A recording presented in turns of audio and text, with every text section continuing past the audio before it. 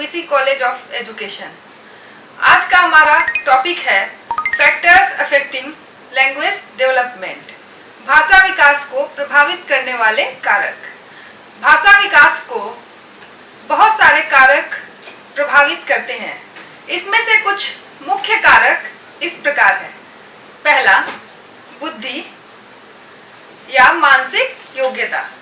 दूसरा, वातावरण। तीसरा, शारीरिक स्वास्थ्य। चौथा, शरीर रचना। पांचवा, लिंग भेद। छठवां, सीखने के अवसर। सातवां, अभिप्रेरणा। आठवां, अनुकरण की प्रवृत्ति। नौवां, निर्देशन। और अंतिम है वैयक्तिक विभिन्नताएं। आज हम लोग इन सभी कारकों के बारे में विस्तृत रूप में चर्चा करेंगे। यहाँ पर पहला कारक है बुद्धि। जिन बालकों की बुद्धि प्रखर होती है वो भाषा को जल्दी और आसानी से सीख लेते हैं, और इसके विपरीत जिन बालकों की बुद्धि मंद होती है वो भाषा को सीखने में बहुत समय लगाते हैं। इसको इस तरह से समझा जा सकता है कि जिन बालक की बुद्धि बहुत तेज होती है वो भाषा को आसानी से सीख लेते हैं और समझ लेते हैं। इसके विपरीत जिन बालकों की बुद्धि मंद होती है वो भाषा को आसानी से नहीं सीख पाते हैं। उनको भाषा सीखने में बहुत ज्यादा समय लगता है। दूसरा कारक है वातावरण। बालक के भाषा विकास में वातावरण की महत्वपूर्ण भूमिका होती है। एक बालक के वातावरण के अंतर्गत उसका पारिवारिक वातावरण, स्कूलीय वातावरण और आस पड़ोस तथा समुदाय आते हैं। बात करते हैं पारिवारिक वातावरण की। बालक जिस परिवार में रहता है उस परिवार के लोग जिस भाषा का उपयोग करते हैं और जिस भाषा में अपने विचारों का आदान प्रदान करते हैं, बालक भी उसी भाषा को सीखता है और उसी का प्रयोग करता है। इसलिए ये ज्यादा जरूरी है कि परिवार के लोग सही भाषा का प्रयोग करें ताकि बालक भी उनका अनुसरण करके सही भाषा का प्रयोग करे, जिससे बालक का भाषा विकास उचित तरह से हो सके। बालक के पारिवारिक वातावरण के अंतर्गत उसकी सामाजिक और आर्थिक स्थिति भी आती है जो बालक के भाषा विकास को प्रभावित करती है। बालक की सामाजिक और आर्थिक स्थिति निम्न होने के कारण उसका संपर्क एक सभ्य समाज के लोगों से नहीं होता है, जिसके कारण उसके भाषा का विकास भी बाधित होता है। उसके बाद हम बात करते हैं बालक के स्कूलीय वातावरण का। तो बालक का पहला जो भाषा विकास होता है वो परिवार के बाद स्कूल में ही होता है। स्कूल में शिक्षक और उसके सहपाठीगण उसके भाषा विकास में सहायक होते हैं। शिक्षक जिस प्रकार से भाषा का प्रयोग करते हैं बालक भी उन्हीं का अनुसरण करता है और वो अपने सहपाठियों से बहुत सारे भाषा को अर्जित करता है। जिस तरह से उसके सहपाठी भाषा का प्रयोग करते हैं बालक भी बिल्कुल वैसा ही व्यवहार करता है। तो स्कूल भी बालक के भाषा विकास में बहुत ज्यादा सहायक और महत्वपूर्ण होता है। फिर हम बात करते हैं बालक के आस पड़ोस और समुदाय की। बालक अपने आस पड़ोस और समुदाय में भी वक्त बिताता है और वहां भी वो सबसे भाषा को सीखता है।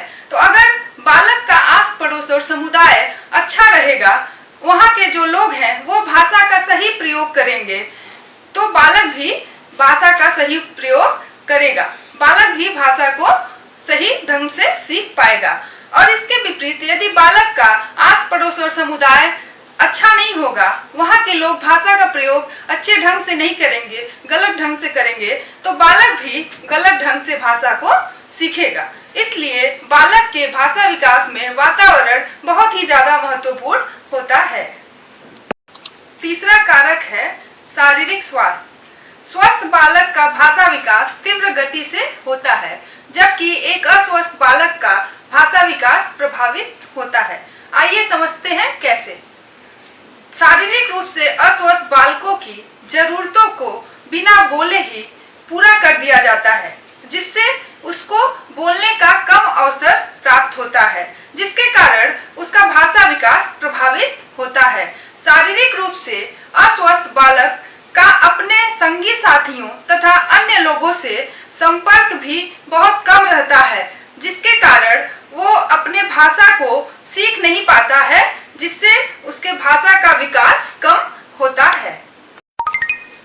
चौथा कारक है शरीर रचना।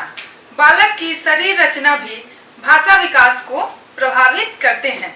यहाँ पर शरीर रचना से तात्पर्य है बोलने में प्रयोग की जाने वाले शारीरिक अंग, जैसे जीभ, तालु, दांत, स्वर यंत्र इत्यादि। जिन बालकों के ये विभिन्न शारीरिक अंग जैसे जीभ की मांसपेशियां, दांतों का सामान्य होना, ये सभी चीजें सही रहती हैं, उन बालकों का भाषा विकास भी अच्छे ढंग से होता है। इसके विपरीत जिन बालकों के बोलने के शारीरिक अंग में प्रॉब्लम होता है, उनकी भाषा विकास सही ढंग से नहीं हो पाती है। इसको आप इस तरह से समझ सकते हैं कि यदि एक बालक जो सही ढंग से बोल नहीं पाता है, वो बोलने में तोतलाता है, हकलाता है, तो फिर उसको स्कूल में, समाज में बहुत सारी समस्याएं झेलनी पड़ती हैं, जिसके कारण फिर वो कम बोलने लगता है और इसी के कारण उसका भाषा विकास प्रभावित होता है। पांचवा कारक है लिंग भेद। अनेकों मनोवैज्ञानिक अध्ययनों से यह पता चला है कि लिंग भेद भी भाषा विकास को प्रभावित करता है। मनोवैज्ञानिक मैकार्थी ने अपने अध्ययन में यह बताया कि समान आयु वाले बालक बालिकाओं में बालिकाओं की भाषा जल्दी समझ में आती है। मतलब बालिकाओं की जो भाषा सीखने की योग्यता है वह बालकों से अधिक होती है। बालिकाओं का शब्द भंडार भी बालकों से अधिक होता है। बालिकाओं में उच्चारण दोष बालकों की अपेक्षा कम पाया जाता है।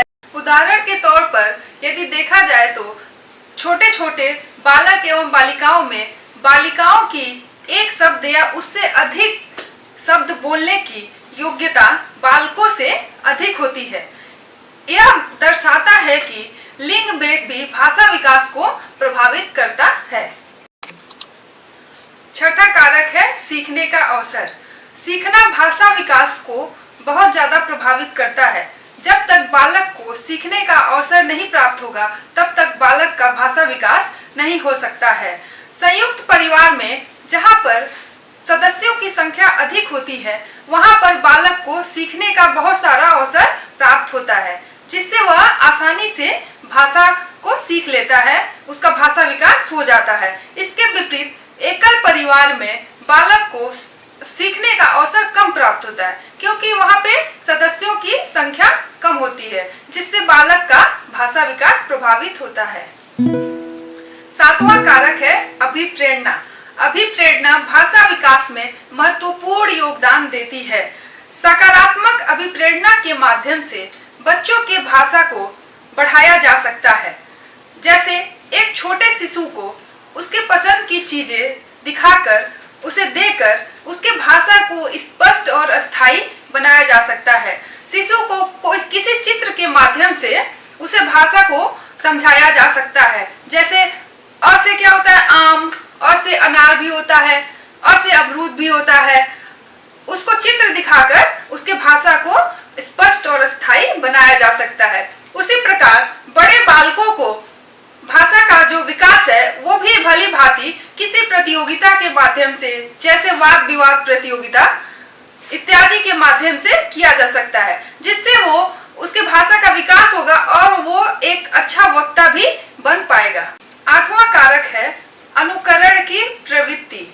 बालक के अंदर अनुकरण की प्रवृत्ति बहुत ही तीव्र होती है। वह किसी चीज को देखकर, सुनकर उसका अनुकरण आसानी से कर लेता है।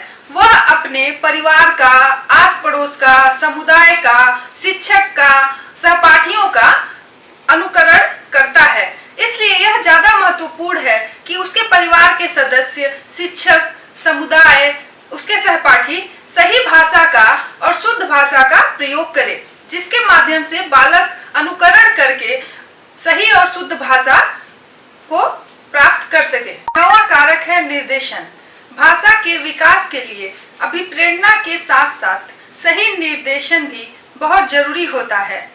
ये दायित्व मुख्य रूप से परिवार, शिक्षक, समुदाय, आस पड़ोस, सहपाठी सभी की होती है। एक शिक्षक यदि बालक को उसकी गलतियों पर सही निर्देशन उसे देता है तो बालक का भाषा विकास भी सही दिशा में होता है। यदि शिक्षक बालक को उचित निर्देशन नहीं देता है उसके गलतियों के समय, तो बालक का भाषा विकास भी गलत दिशा में होता चला जाता है और वो जीवन भर के लिए अस्थायी हो जाता है। यदि बालक के भाषा विकास को अस्थायी करना है तो उसे किसी भी चीज का, जो चीज आप उसको सिखा रहे हैं, उसके लिए जरूरी है कि आप उसका प्रतिरूप दिखाइए, मॉडल दिखाइए। अगर बालक को उसका मॉडल दिखाया जाए उस वस्तु का या किसी भी चीज का, तो फिर बालक का जो भाषा विकास है वो अस्थायी होता है। वह उस वस्तु को देखकर वह सीख जाता है और भविष्य में कभी भी गलती नहीं करता है। इसलिए सही और उचित निर्देशन जरूरी है भाषा विकास के लिए। 10वां कारक है वैयक्तिक विभिन्नताएं। भाषा विकास सभी बालकों में एक जैसा नहीं होता है। इसका सबसे मुख्य कारण है वैयक्तिक विभिन्नताएं। सभी बालक एक जैसे नहीं होते हैं, इसलिए उनमें भाषा विकास भी एक जैसा नहीं होता है। किसी में भाषा का विकास कम होता है, किसी में ज्यादा होता है। अंतर्मुखी जो बालक होते हैं उनमें भाषा का विकास थोड़ा कम होता है और जो बहिर्मुखी बालक होते हैं उनमें भाषा का विकास सही ढंग से होता है। भाषा विकास के उपयुक्त कारकों में उचित ढंग से संतुलन रखने पर बालक का भाषा विकास सही तरीके से किया जा सकता है।